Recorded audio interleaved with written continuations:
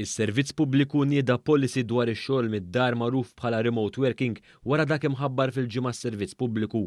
Il-ħidma fuq din il-policy bdiet bi proġett pilota u żdiedet minħabba l-impatt tal-COVID-19 fuq il-mod ta' kif jopera s-servizz pubbliku.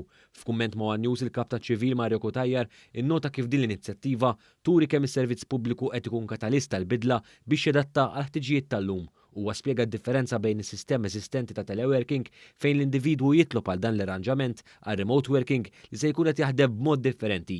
Differenti mit-teleworking għal fatt primarju li bit-teleworking seta' jkollok ħaddiema fuq talba tagħhom individwali fejn jidħol ir-remote working mhux biss se jkun hemm dik imma dipartimenti sħaħ, sezzjonijiet sħaħ, funzjonijiet sħaħ se jkunu jistgħu jaħdmu remotament. Din ir-riforma tidħol f'kunċetti bħal standards professjonali u benefiċċji għal ħaddiema bħal right to disconnect kif ukoll il-protezzjoni tad-data. Sakemm jieħdu fis-seħħ linji gwida se jkun hemm perjodu transitorju ta' 18-il xahar biex tieqaf is-sistema preżenti ta' teleworking għal dik imnedija mis-servizz pubbliku.